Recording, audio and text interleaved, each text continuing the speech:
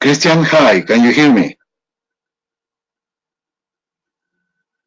Yes, I can hear you. Can you see my screen? Uh, yes. Okay, let me go to the lecture. I was having problems with the computer because I was trying to set the touchpad to write down on the screen, but it's not possible at this moment. So I just going to do the presentation. Okay. Sorry for the delay.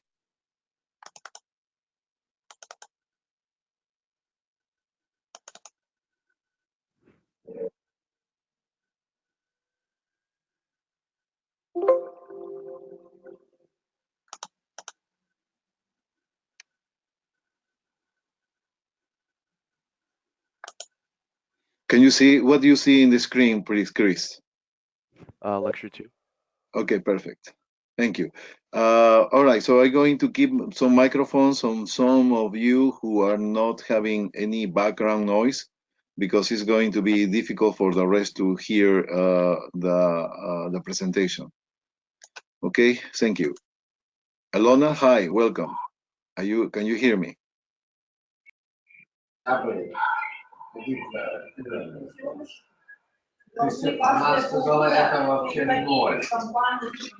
Okay, well, I heard some background there. Thank you.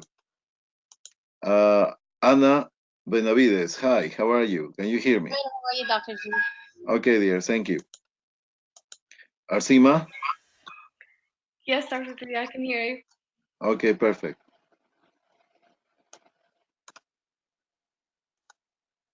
Dulce, can you hear me? Dulce?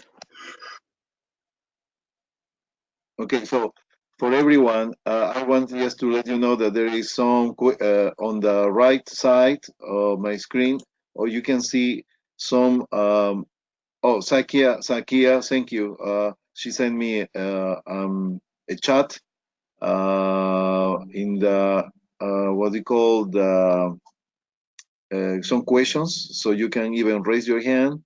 If even if you have a question, you can actually let me know. All right, so let me see how many are we now, and we start in a few seconds. Attendees here.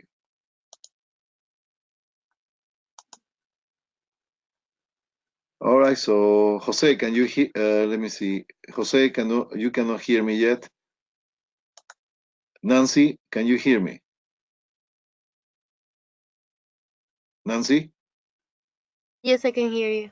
Okay. All right, so we are going to start our webinar. It's actually about the lecture number 2. I have some technical difficulties because I was planning to write down on the screen, but it's not going to be possible for this time. So I'm going to start right now in a few seconds. We have 15 students. We are going to record this. All right, welcome everyone. We are going to start our lecture 2 of anatomy physiology. The topic today will be cells, tissue, and membranes. So please, if you have any questions, yes, you can raise your hand or just actually send a questions through this webinar. All right, thank you for and welcome everyone. So let's start. Uh, all right, so today we will talk about cells and their functions. We are going to do this lecture that is supposed to be about 4 hours, but we are going to do in less time because you already have the lecture in the classroom, and we are going to just focus on what are the main topics that we need to remember for these topics. Okay, so let's start. So first of all, the cell, let's go for the most simple thing. What is a cell? A cell is going to be what we call a functional unit of life. So it's an independent, self-replicating, independent and functional unit of life. So what I want just you to remember always that the cell is the functional unit of life. What does it mean? That means that they can do everything that a living organism can do. For example, they are going to born, they are going to grow, they are going to multiply, and then they grow, multiply, and then they are going to die. So that is what we call apoptosis. Apoptosis. So you are familiar with that in class. Apoptosis is when the cell have a span life and the cell knows when it's going to die and be later on replaced by a new one. Okay, so for this, we are going to talk about the organelles that are what are the organelles? The organelles are the structures that are inside the cell. We have the largest organelle, and pay attention on that, is the nucleus. So the nucleus, some people think that is not is so important, the nucleus, that they don't think that is called organelle too. So they think that is a yes, nucleus, but the name is organelles. Nucleus is part of the organelles. Okay. So what is important here is you to remember about the plasma membrane. Plasma membrane, two things we need to remember about this. Number one is that it's a bilayer structure. Bilayer structure. It's a bilayer. It's a bilayer. This bilayer structure is composed by phospholipids. Phospholipids, right? Phospholipids. So now, the main components of the cell membrane, remember please, are going to be the phospholipids and the proteins. If you see here we have the proteins that are going, if you remember our membrane transportation, this is basically what we call the facilitate diffusion. Facilitate diffusion. This facilitate diffusion are two proteins that are side by side that are going to make the nutrients or other structures inside the cell. For example, what is the best example of facilitate diffusion? First of all, facilitate diffusion is going to be a passive transportation. So there is no energy needed in order to pass the structure. Which structures are going to pass? For example, glucose, we have amino acids, we have fatty acids, okay? There is we have the simple diffusion that are going to be substances that are going to be able to pass from one place to another by the gradient of concentration. What does it mean? That we have high concentration of some structure, let's put it sodium, for example, or another element, and this is inside. Inside we have low concentration. So the structure is going to pass through, it's so tiny that they're going to pass through simple diffusion between the phospholipids without using any energy. Okay? All right, so other components, as I put it here, is cholesterol, but I want you to remember the the most important components of the cell membrane are going to be the phospholipids and the proteins, period. Okay? In addition to that, there is some other components here that we have cholesterol. Cholesterol is going to give you some rigidity to the cell membrane because this is very flexible, it's very functional. So these proteins can go up and down, right and left, come in and out. So they can actually do a lot of movement. Okay, and cholesterol, what it's doing is giving some rigidity, some structure, some stiffness to the cell membrane. Okay. All right, so here we have all the components of the cytoplasm. What is the cytoplasm? Cytoplasm is going to be everything that is in between the nucleus and the cell membrane. Between the nucleus and the cell membrane, that is called cytoplasm. Cytoplasm is the fluid. What is in the cytoplasm? We have the organelles. Okay, so here we have just to differentiate between the human cells or animal cells from plant cells. We have everything that we have in human cells. The difference is, for example, they have some mitochondria, but they have some chloroplast. Chloroplast is the equivalent of the mitochondria that is produce energy from the sunlight. So just to mention. And the other difference that I want you to remember is this structure, green structure, that's very thick structure, that is the what? The cell wall. And the cell wall is composed by cellulose. Cellulose. The cellulose is a fiber. Okay, fiber is required for nutrients for our body in order to be transformed by the flora in the large intestine, uh, transformed into vitamin K. Vitamin K.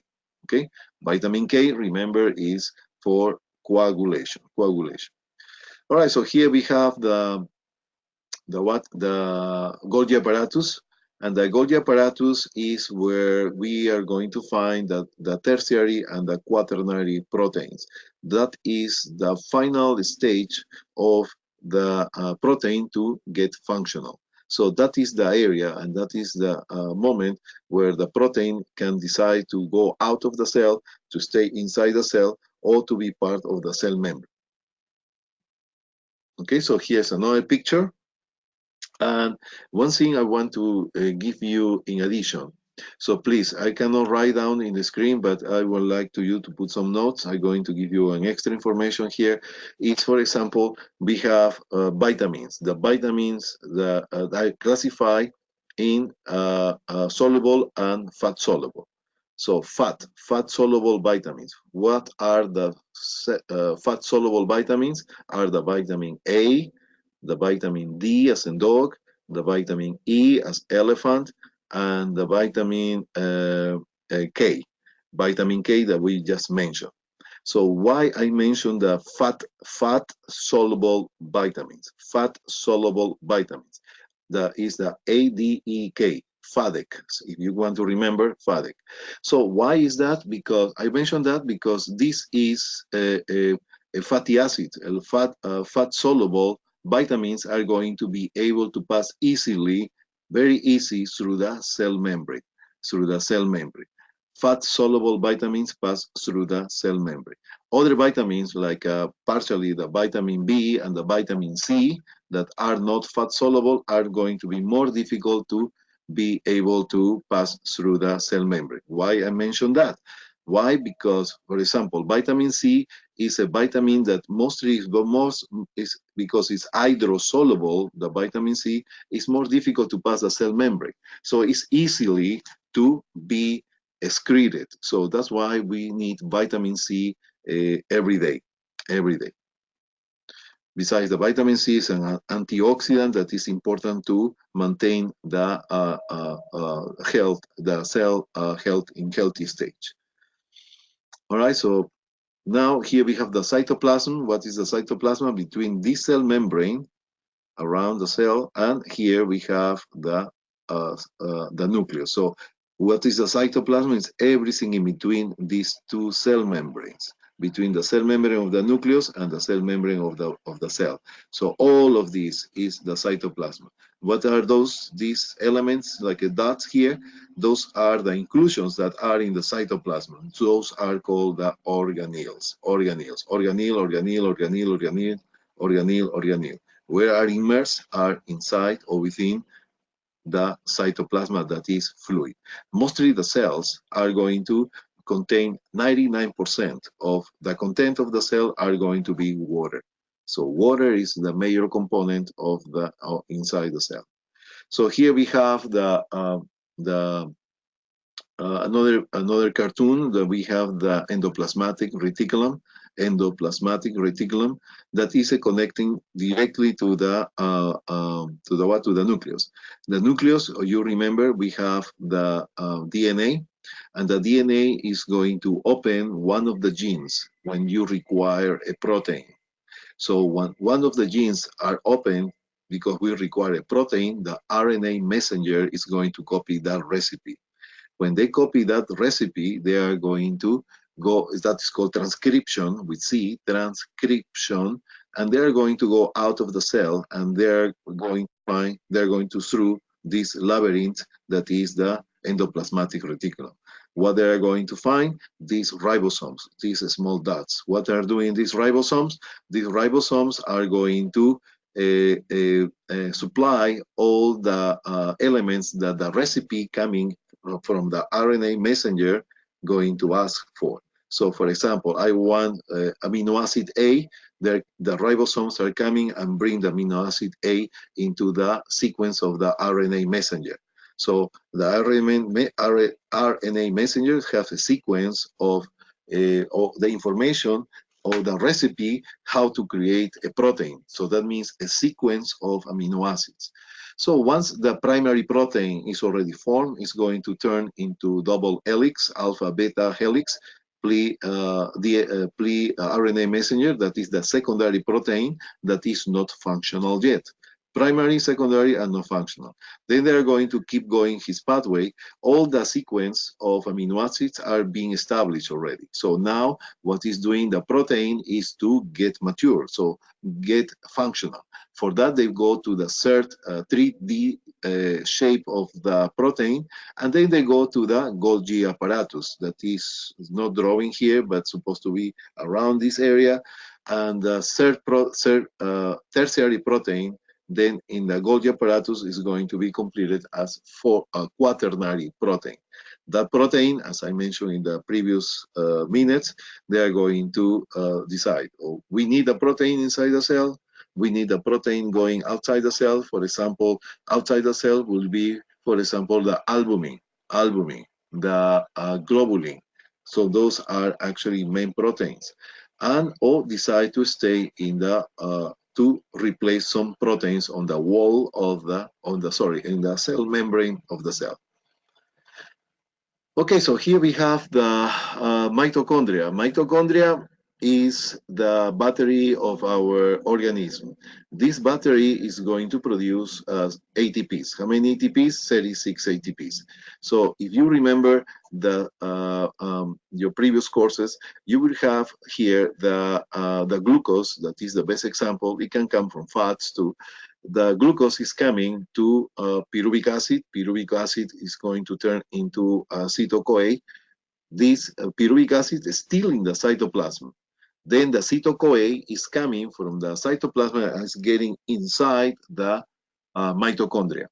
We have the crestal mitochondrial areas, cristae, that is the plural, and that is where you're going to have, actually in these areas, there's many reactions that are going to be Krebs cycle everywhere, Krebs cycles everywhere. Acetyl-CoA is going to be dispersed inside the mitochondria and the Krebs cycles start to run. So there are 12 reactions that in cyclical way are going to release electrons. What is electrons? Electrons, energy. Electrons, energy. This energy is required in order to bring the phosphorus, one phosphorus, and add it into the ADP. So what is the result? Is going to be the ATP. ATP, that is the form of energy that the cells are going to require to do every single action inside the cell. For example, the DNA. So you have unfolding the DNA, to fold back the DNA, to copy to bring the amino acids into the RNA messenger through the ribosomes. All of these, they are going to need energy. Okay? All right. So here we have the lysosomes, and the lysosomes are containing some enzymes. Basically, these lysosomes are being in bigger number in cells like white cells, like neutrophils, for example, right? And the neutrophils, what they are doing is to phagocyte. That is an active transportation, is through an active transportation of the cell membrane. So that means the bacteria is being eaten by the white cells. This process, they need energy, right? That is active transportation. So the bacteria, when it's getting inside the cell, the bacteria is going to find this lysosome. Lysosome is open his content, and that is acid, and they are going to destroy the bacteria inside the neutrophil. Okay. All right, so we have the centrioles. The centrioles are, if you see here, look like bars, right? Like a rods, like a line, like a bars that are. What is the function of these centrioles? These centrioles are not having any function until the cell is going to enter into division. When the cell enter into division, these centrioles are going to go to the poles of the cell. So go like to the north and to the south of the cell. Meantime, the chromosomes are being divided. So multiplying, sorry, is going to multiply. So you know that in the cell division, the chromosomes, they need to multiply. So instead to have 46, you're going to have 92. 46 times 2 is 92. Why? Because 46 are going to go for one cell, and the other 46 are going to go to the other cell. So what are doing these centrioles? These centrioles that are in the North Pole and the South Pole, they are going to lace each of one of these chromosomes. So the North, then, when already laced, the chromosomes are going to pull back, and the South, the South is going to pull back to the other side. So that means that the chromosomes are going to go to the North Pole, and 46 chromosomes are going to go to the South Pole. Then is coming the anaphase, the cell division, telophase, and then you have two new cells. So that is what the function of the centriole is to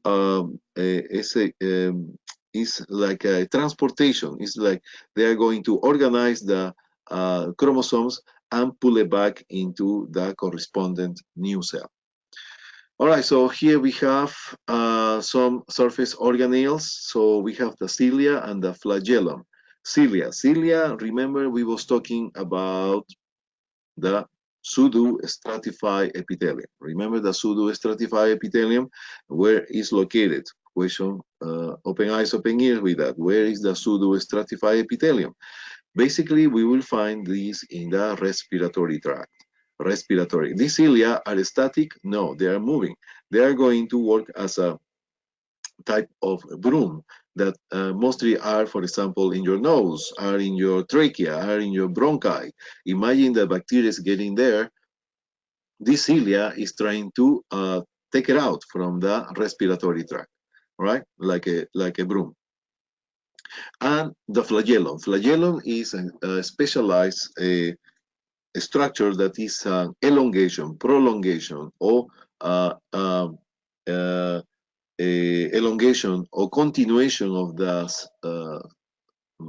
cytoplasmatic membrane of the cell and produce this movement. For example, the spermatozoid.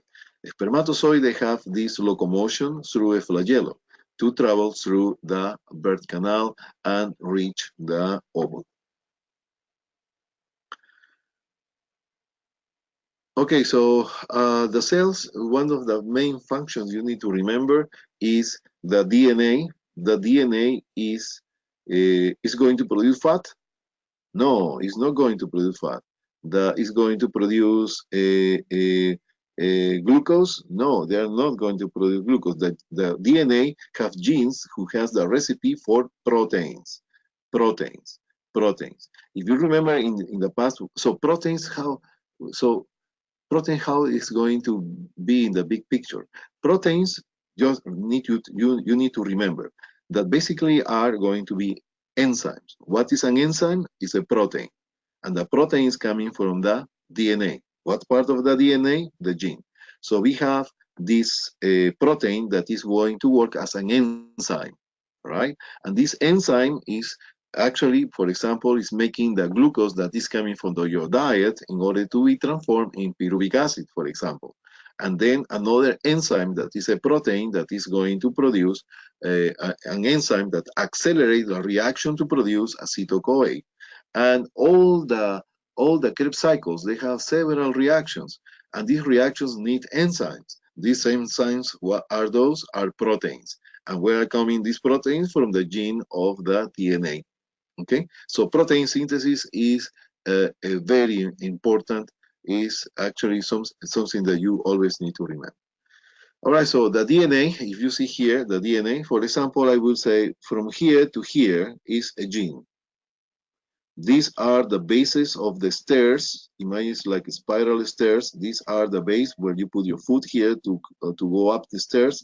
So those are the bases. And what are bases? Bases are the ATGC.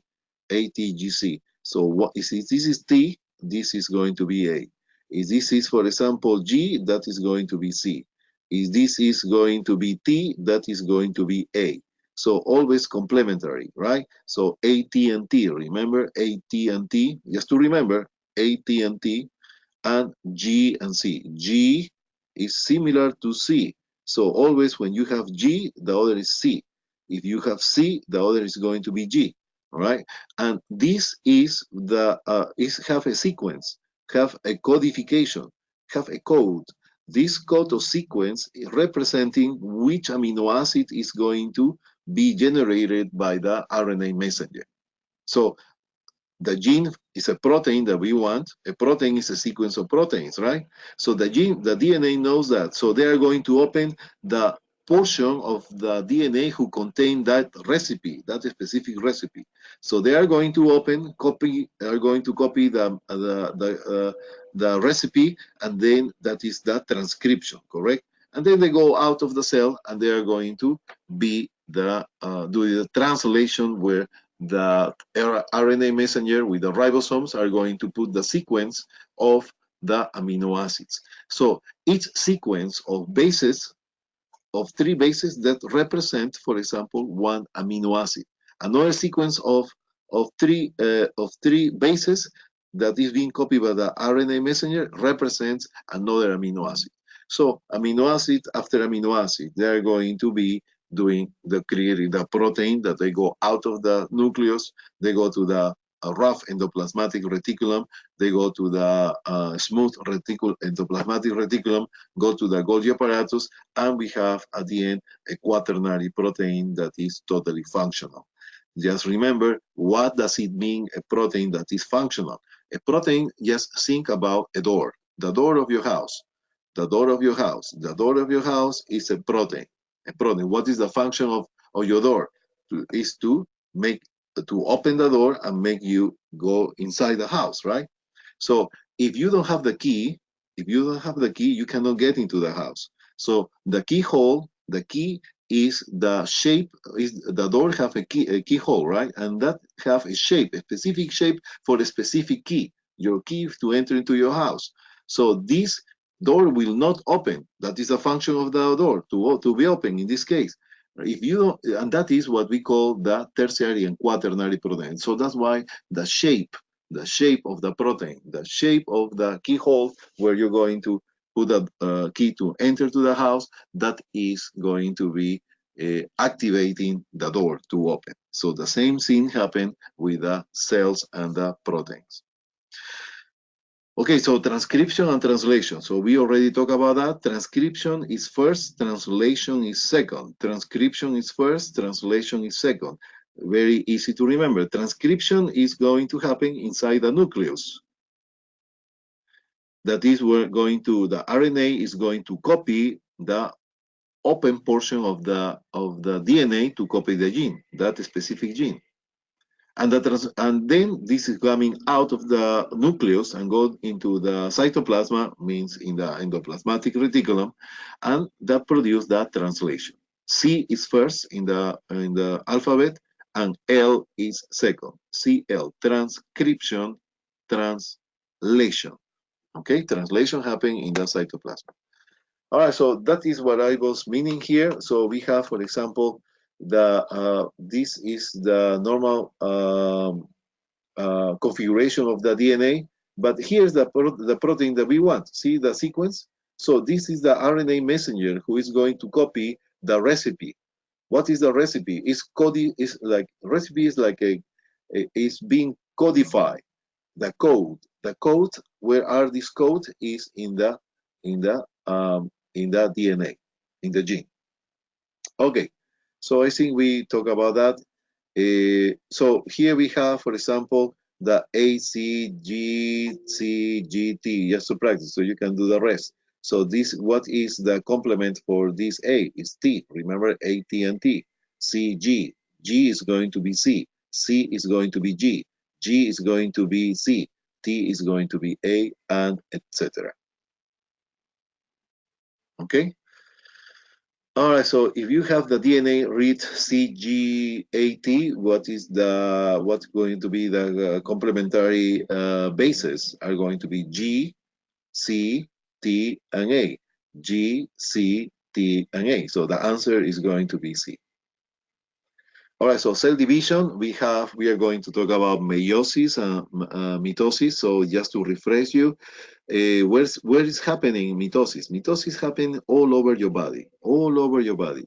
Your nails are growing, yes, your nails are growing through mitosis or mitosis.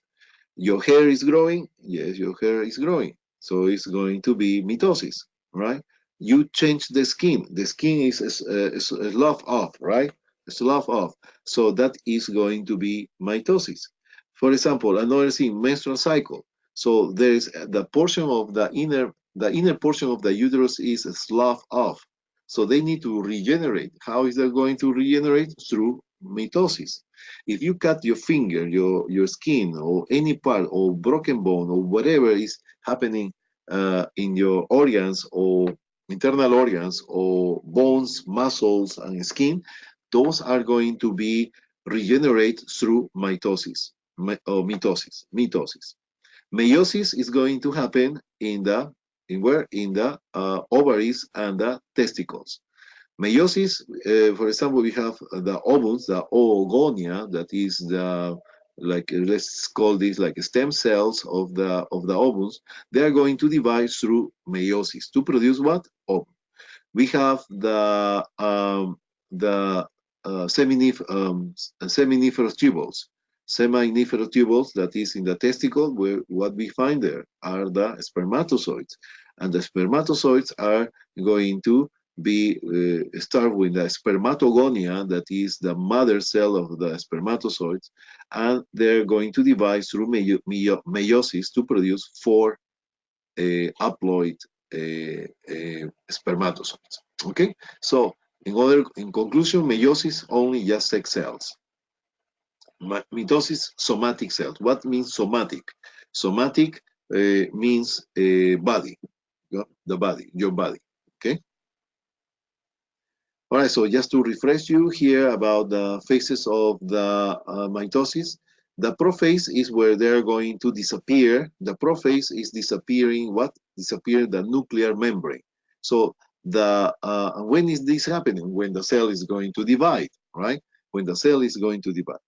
So when the DNA, when we have DNA, going back, this DNA is going to be like this when the cell is not dividing.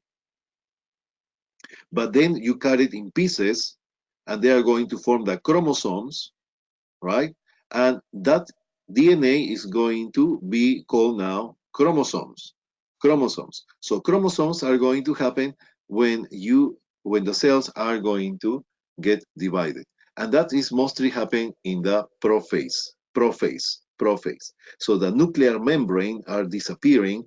The chromosomes are going to start to multiply. So instead to have 46, we have 92 now. And then they're going to migrate to the equatorial line in the middle of the cell. Oh, there you are here. Here we have the metaphase. Can you see the metaphase? The metaphase are going to be lining the chromosomes in the middle of the equatorial line of the cell. So can you see these yellow lines? These yellow lines are the bars that I show you as centrioles in the previous slides. So they go to the to the North Pole, to the South Pole, and they are going to lace the chromosomes. Then these lace, they are going to pull back, and in the stage of anaphase, they are going to have this separation. So they are going to divide. And then the telophase, when the cell starts to divide the cytoplasm. So that is the whole process of the cells that I think we finished at this moment. Okay, so we are going to talk now about, so I'm going to make a pause here. Okay. Welcome again. So here we are going to see the second part of the webinar today. This is we talk about the passive and active. Okay, diffusion. We have simple diffusion. What is the best example for simple diffusion? Is going to be the glucose. In addition to that, we have the amino acids. We have the fatty acids. We have elements like or electrolytes that can pass from one place to another place. Molecules of water. They are actually tiny molecules that they are going to pass between the phospholipids. And because of the size of the structure can pass freely from one place to another through the concentration gradient or towards the concentration gradient. So remember that towards the concentration gradient. What does it mean? Towards of the concentration gradient means that it's going to go from higher concentrations to lower concentrations, higher concentrations to lower concentrations. Remember the example I give in class when we pretend that we was smoking and the smoke is going to start diffusing through the whole classroom and what is that is the universal law, equal concentrations. That means that to keep equal concentrations, the higher concentration substance, they need to go to the lower concentration area in order at the end to keep equal concentrations in the whole room. Okay, so simple diffusion is a passive transportation. Simple diffusion, example, glucose, amino acids, fats. Facilitate diffusion. Facilitate diffusion is going to be for example, the best example is the glucose. Glucose. The glucose are going to pass from the higher concentration to the lower concentration, and that is towards the concentration gradient. Facilitate diffusion. It's like a sandwich a hot dog and sandwich protein, like a hot dog. Yes, you have the bun, one another side, and the glucose is passing in between, and they are going to go from outside the cell to inside the cell. Okay, osmosis. Okay, so let's see what we have here. So passive transportation, we have diffusion, simple diffusion. We have facilitate diffusion. We are going to skip filtration when we are going to go into kidneys. Osmosis. Osmosis, what is osmosis? Let me see if I have here a picture of osmosis, no? Okay, osmosis, drawing, without drawing is going to be a little bit difficult. Let me see if I can do this. So here we have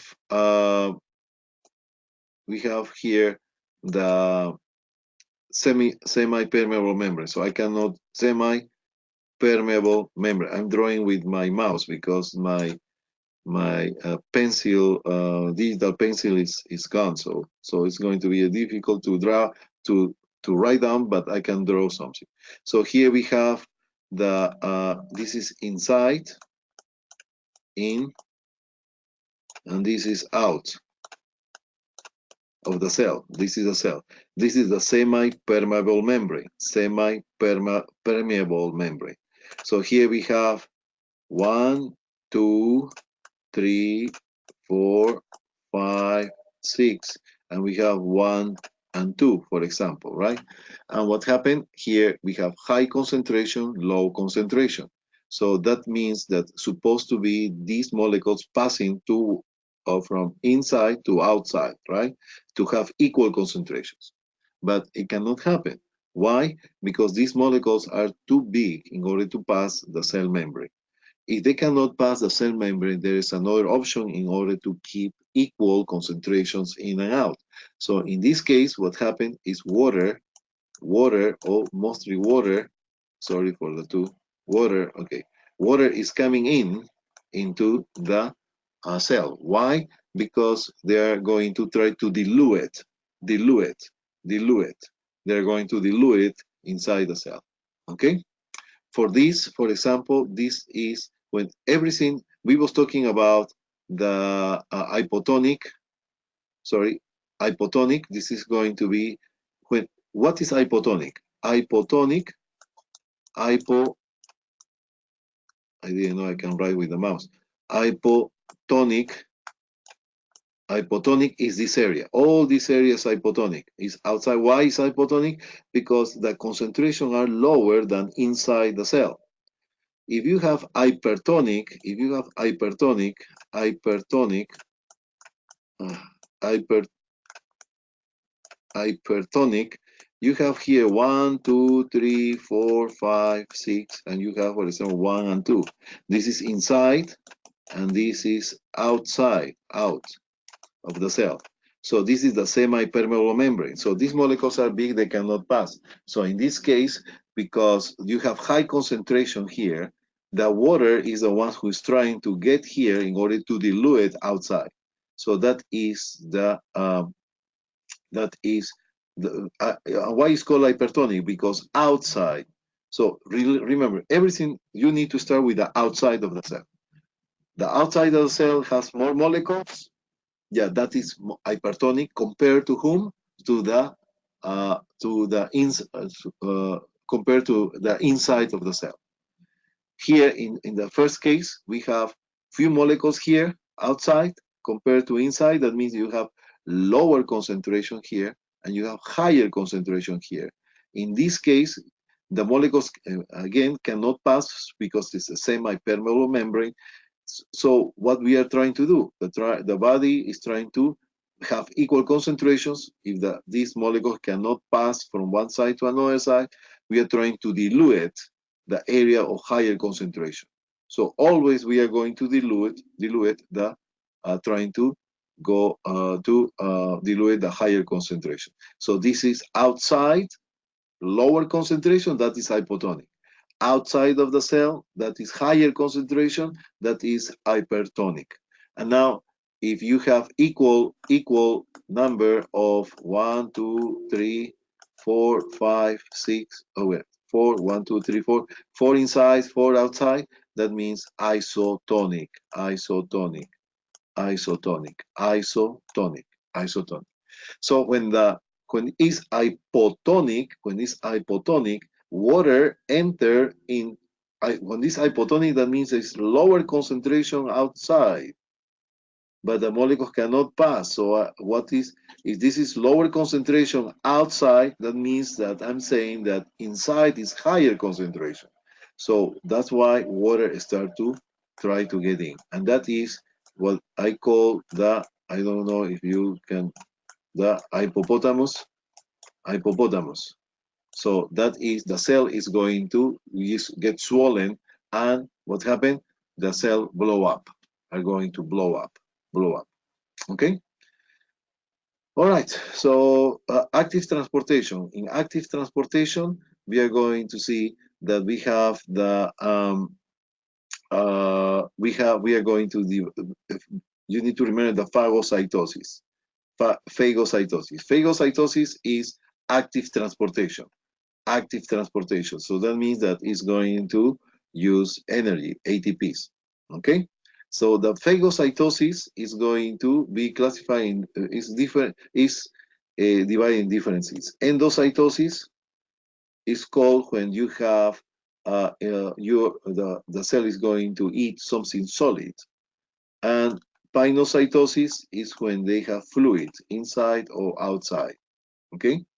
So here we have the exocytosis, that is when the structures of fluid or protein, whatever, are coming outside of the cell. Okay? So in isotonic, we have, in conclusion, the cell is not affected because, you know, there's equal concentrations inside, outside. They are not going, the concentrations are equal. There is no conflict of concentrations. So that means that is no passing of water. There is no pass of water. Hypotonic, you remember the hippopotamus, because the cell is the hippopotamus in this case, because we have hypotonic. Hypotonic is low concentration outside, but inside is high concentration.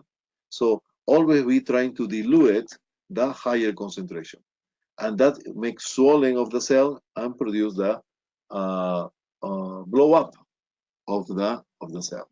Hypertonic is going to be loose, for example, here, hypertonic. You have here, this is inside, I'm going to put I, and this is out, the outside of the cell, semi-permeable membrane. We have hypertonic, that means that you have 1, 2, 3, 4, 5, 6, 7, 8, 9, 10 times, 11 times more concentration than inside the cell, right? So, so what happened? So where is the higher concentration? Outside. So what we are going to do? Water start to pass from coming out from inside to the outside of the cell. Okay, and what's happened? The cell normally is going to be like this. And then what happened? The cells are going to be totally crenated. And that is what is called the crenation. That is crenation. It's like you have, for example, a plastic bag with air, and then you vacuum or suck in all the air from the plastic bag. What's happening with the plastic bag is going to be totally wrinkled, right? That is what happened with the cells in hypertonic substances. So here we have the dextrose, 5%. Please, I want to give you something else here. Dextrose, 5%. We have, okay, sorry for my writing because 5%. What does it mean, 5% of dextrose? First of all, dextrose, what is dextrose? Dextrose is glucose, okay? Dextrose is another name for to say glucose. And what means dextrose? For your math, you need to remember the 5% per cent.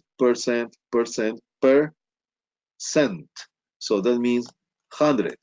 Oh, sorry, what happened? It's 100. So that means 5% means that you have 5 grams of dextrose in 100, it's the first time I'm doing this, 100 grams. 100 mLs. 100 mLs. So you have in this, for every 100 mLs, you have here, for every 100 mLs, you have 5 grams of glucose or dextrose. So if I have 1 liter of this bag, how many grams of glucose are going to have? So if I have 100, you add 1 zero here, 1,000, you need to add 1 zero here. So you have 50 grams of glucose in that bag. So the same for the sodium chloride. Sodium chloride, that means that you have 0.9, if you see here, percent, right? Percent. So you have 0.9 grams of sodium chloride in 100, because percentage is 100 in 100 what? mLs. mLs or cc, right? So that is important to remember, right? mLs is equal to say cc, right?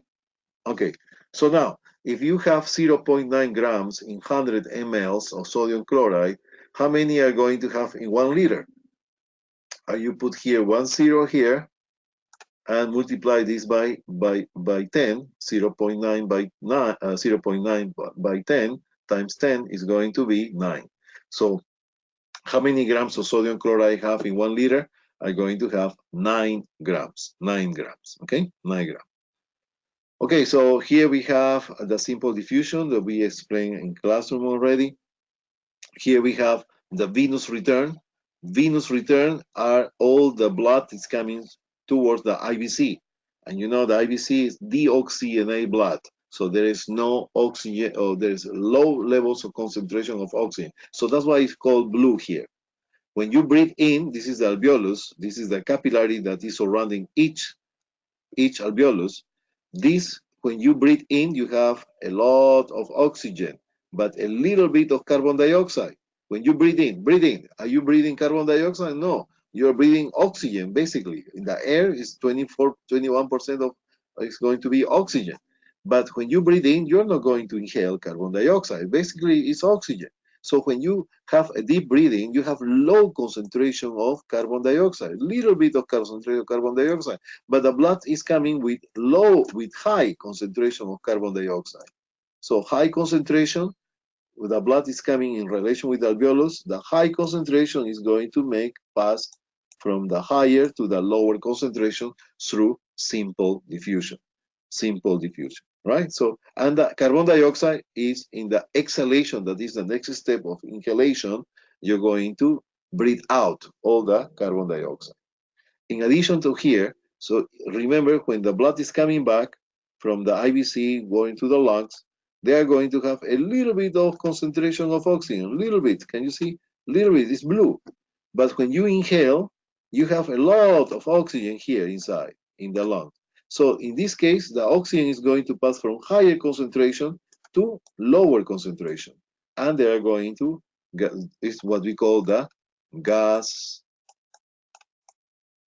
exchange. Sorry for my writing. I'm writing with my mouse. I don't have my pencil. Okay, gas exchange. This is the gas exchange. Okay, gas exchange. All right, so talking about these cells and their functions, we are going to see that we have the cell aging, right? Cell aging is when the cell knows when they are going to die, and that is called the apoptosis. I'll start to write better. Apoptosis.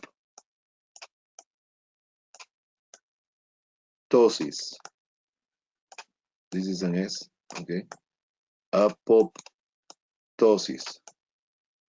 Apoptosis. Apoptosis is the program when the cell knows when it's going to grow, when it's going to multiply, and when it's going to die. Apoptosis, the cell knows it's going to die. Otherwise, the cells are not able to, they don't know when they're going to die.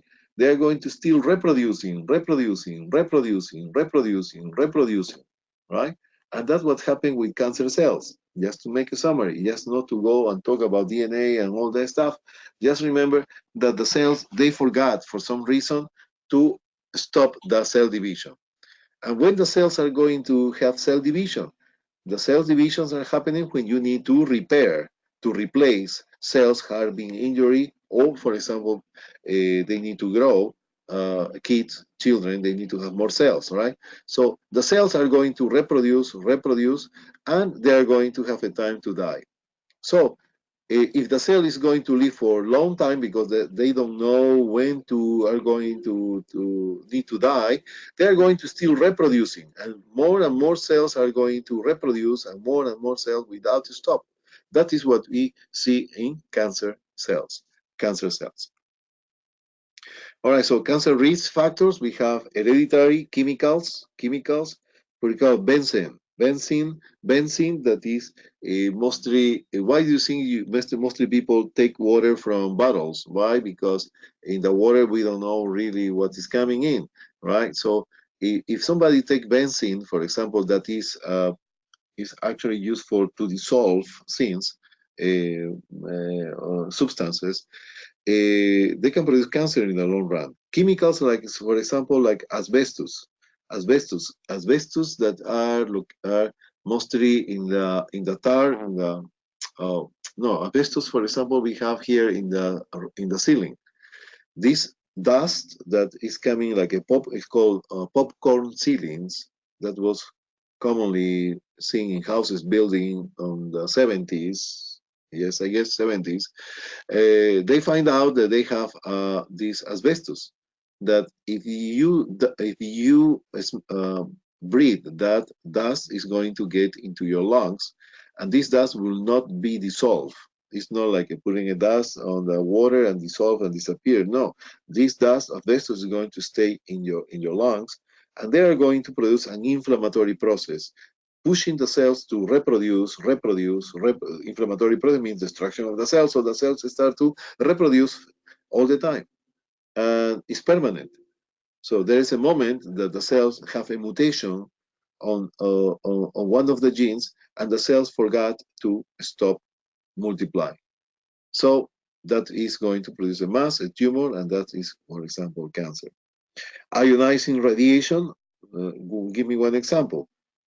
Skin cancer, for example, right? Skin cancer are going to be uh, skin cancer are going to be by contact by the UV, right? So irritation, sunlight, permanently.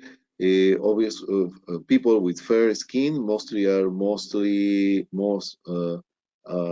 risk than people who are more darker, right?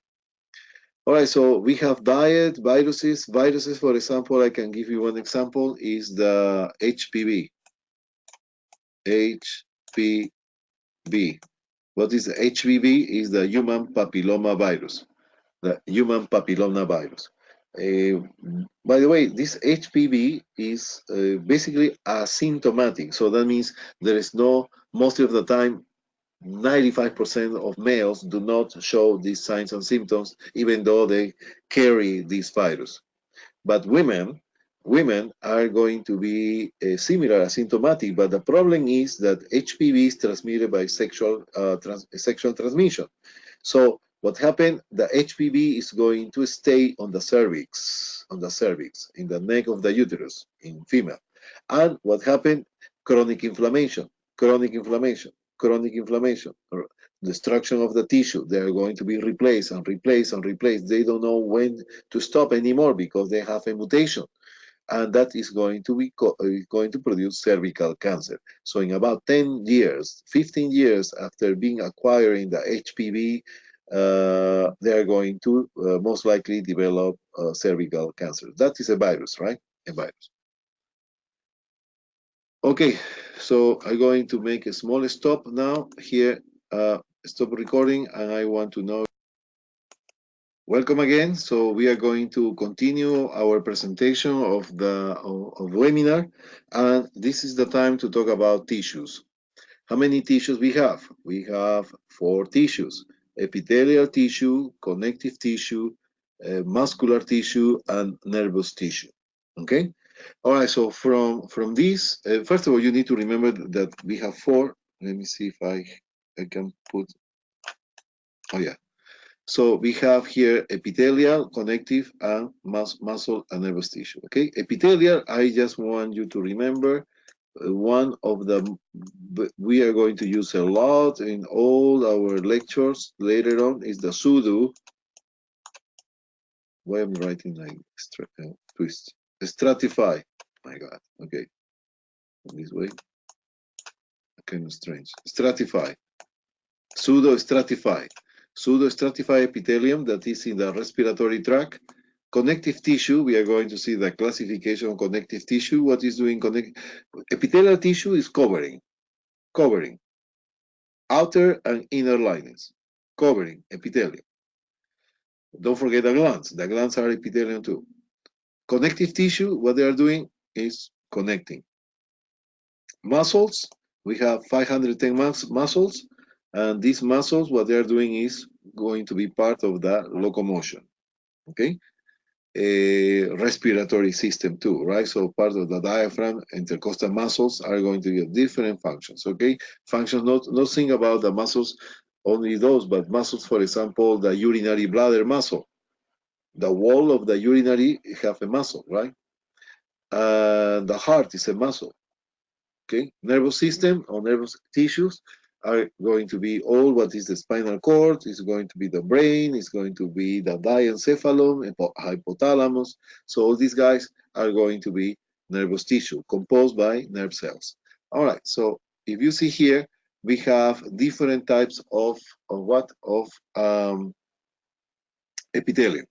So the one we have, for example, the one I want to get focused is the pseudo-stratified.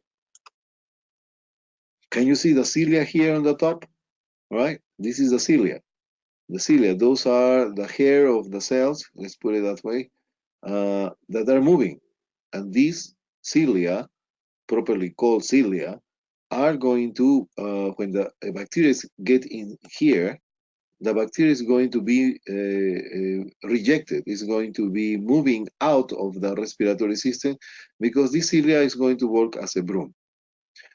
All right, so here we have other type of epithelium. We have the pericardium. Pericardium is a membrane, epithelial membrane. We have the pleura and the peritoneum.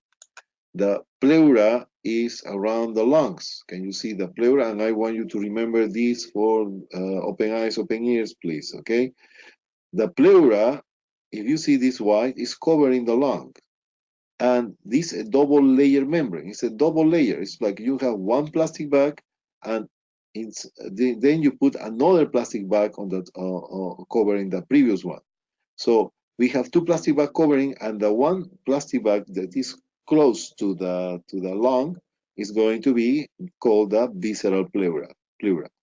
And the one who is outer or close to the thoracic wall, in this case, is going to be the parietal pleura.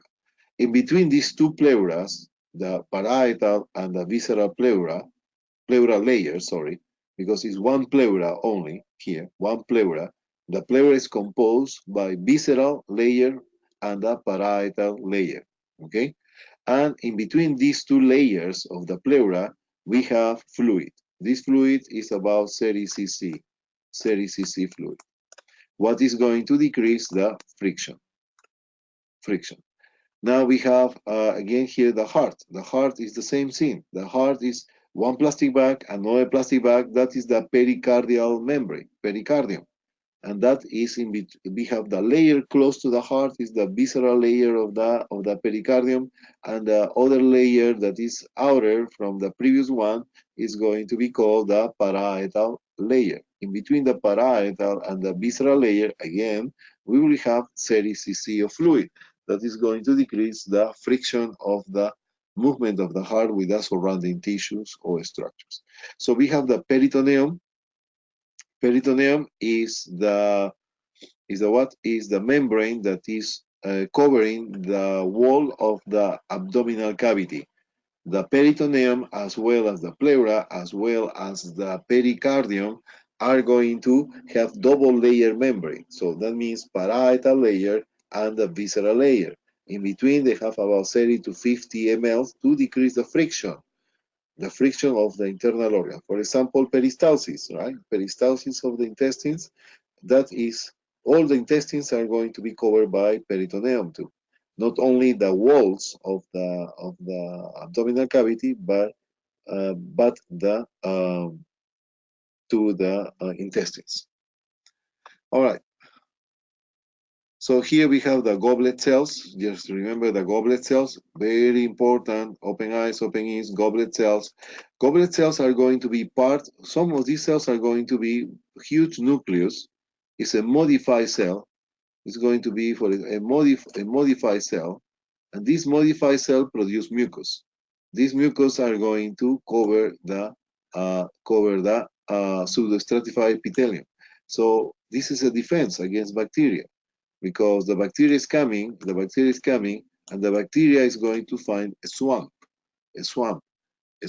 and the movement of the cilia promote the expulsion of the bacteria from the respiratory system. Okay, so please, besides the epithelium that we was talking, okay, besides the membranes are epithelium, okay? Don't forget that, membranes are epithelium. We have another epithelium that is the glands. The glands are formed from epithelium, okay? Exocrine is because they have, this is the gland, this is the skin, this is the gland, and this is the sweat gland. The sweat gland. The sweat gland is going to have a tube, a duct. This duct, where the saliva or sweating are going out and go to the skin. Meantime, we have the thyroid gland, and the thyroid gland are going to produce T3 and T4. These T3 and T4 are coming out of the thyroid gland through directly to the bloodstream. So this is ductless. This is ductless. And here we have a duct. So that is the exocrine gland, and that is the endocrine gland. endocrine gland. Okay. All right. So don't forget that the epithelium has membranes, glands, and the previous one that we said. So what is a goblet cell? It's a part of the epithelial tissue, but it's a modified gland. Another example of exocrine, sweat glands, salivary glands, we have the mammary gland. The mammary gland is an exocrine gland. We have the pancreas. The pancreas is a mixed organ, It's a mix that is being endocrine, endo, and can be exocrine. Exocrine means that it's going to give the pancreatic use. Sorry, I cannot write down very well with the mouse. Exocrine, pancreas, this is pancreas, is a mixed gland. Pancreas is a mixed gland. And the mixed gland, why it's called mixed gland? Because they have portion of the pancreas is endocrine, and that is the insulin, glucagon. So we are going to see that another in the class of endocrine. And that's insulin, endocrine. Exocrine is the pancreatic use. We have the lipase, the amylase, we have the protease, we have bicarbonate, water, electrolytes, etc. Okay. All right. So here we have the division of the connective tissue, and the connective tissue. This is coming. So we have liquid and hard. So the two opposites, right? The two opposites. Forget about this, loose and dense. We are not going to ask this way. So we are going to ask liquid or hard structural or hard tissue, connective tissue. Just to remember, circulatory is the blood. The heart is the bones and cartilage. So those are the hardest structure. Okay. Then you need to remember soft connective tissue. So we have liquid, we have soft, we have fibrous, and we have the hard, right? So we have 1, 2, 3, 4. Remember the streams: liquid, hard, blood, cartilage, bones, hard, structural. Soft is the fat, and the one you need to remember is the fibrous of generalized. It's called the ligaments and tendons. How to remember that? Well, you can remember any different way, right? Let me see if that is working. Okay. Lift, ligaments, and tendons. Lift, and F is the fibrous what? Connective tissue. Okay, lift. So Li, ligaments, F is the classification, is fibrous, and T is the tendons. Okay. So many people get confused and lose points, unfortunately, just because they are actually missing these two. They confuse with these two. Even though I mentioned like 3-10 times, these people are still having actually problems to answer this question. So please, I want you to just be careful with this, okay? All right, so here, okay, so chondrocytes. What are the chondrocytes? Chondro, for your advanced knowledge of medical terminology, right? So we are doing our medical terminology, right? Excellent. So chondrocytes, chondro means cartilage, cytes means cells. Chondrocytes, so cells that produce what? Cartilage, okay? Chondro means cartilage, cytes means cells, so cells that produce cartilage. Then we have actually cells on the bones. We have the osteoblast and the osteoclast. Remember that osteoblast, what is doing is taking calcium from the bone, calcium from the blood, to the bone, That is doing the osteoblast. The osteoclast are taking calcium from the bone, to the blood. to the blood. So what are the normal values of calcium? The normal values of calcium are in blood is going to be 8.5, my God, to 10 milligrams per deciliter. Okay, 8.5 to 10 milligrams per deciliter, that is the level of calcium. All right, so talking about the muscles, we have skeletal muscle, we have the smooth muscle. Skeletal muscle is the voluntary, right? Voluntary. It's called the striate muscle. Striate muscle, right? Striate muscle. Okay, so this is going to be, let me see if I can draw it. Here we have multiple cells, nucleus. Nucleus, so these dots are nucleus, okay? And here we have striations, but I cannot draw very well. All right, so, and they're going to ask you what is the difference between skeletal and smooth muscle. The smooth muscle is mostly fusiform. Instead to have many nuclei, they're going to have only one nucleus, and there is no striations. Meantime, in the cardiac muscle, we have, the cardiac muscle is going to be more geometrical, like as rectangular, and we have one nucleus. This is the cardiac muscle cell, and they have some striations, not so many. So this cardiac muscle is similar to the smooth muscle because they have one nucleus. Similar to the striate muscle, the cardiac muscle, similar to the striate muscle. Why? Because they have some striations. Okay.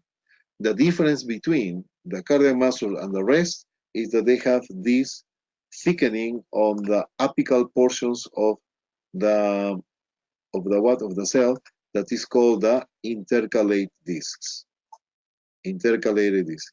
These intercalated discs are going to make the junction, or no, the fusion between cells to cells of the heart. Why? Because they need to transmit electrical impulse. And why is that? Because they are going to transmit more efficiently the electrical impulse that produce the beating of the heart.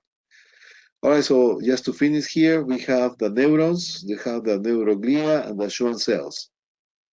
The neurons are nerve cells. So they are cells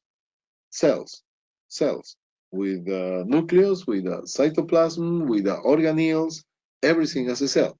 But they have a different shape, right? So here we have what we call the dendrites.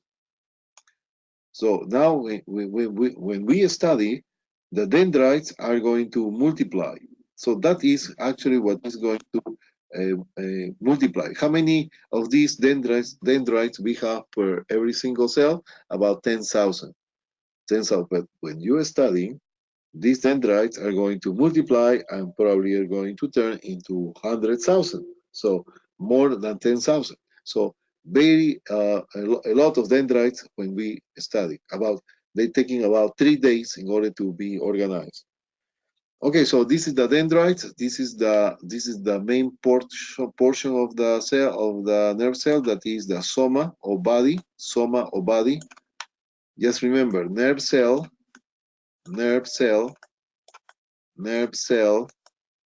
is equal to, say, neuron. Is the same. Okay, sorry. Neuron. Okay, I cannot write it. Neuron. Forget about these purple things. You see behind this, like a long tube here. That is the axon. All this is the axon. And this is the cytoplasmatic membrane. So it's just a different configuration, a different shape of the cell, because this is cytoplasm, the nucleus, cytoplasm. And then we have the terminal axon. The terminal axon, that is the end of the nerve cell, and the electrical impulse are running this way. From here, from the body, are going to run through the terminal axon. So in this direction is running the electrical impulse. And these bottoms that you see here, the end terminal axon, are going to connect to the next dendrite of the next cell, of the next neuron. So this terminal axon connect to the dendrite of the next cell. So for example, in this cell, we have the terminal axon here, for example, terminal axon, and the terminal axon is connecting with that dendrite. So the electrical impulse is passing this way, all this way, okay? All right, so we have here the, forget about the astrocytes, okay? So this is the glia, it's glia or neuroglia, is the same, neuroglia. What are doing these neuroglia? This is the neuron or nerve cell, and this is the capillary who is carry what? Oxygen and nutrients. What is in between? In between we have the glia, or called the neuroglia, is the same. These glia are going to be protecting the nerve cells. Why? Because what happens if we have toxins? Some toxins cannot pass this filter because the glia is going to protect. How? Filtering the structures that can produce damage to the neuron. So the neuroglia or glia is going to protect and support. Because support, why? Because it's going to allow the nutrients pass from the blood into the nerve cell. This is filter.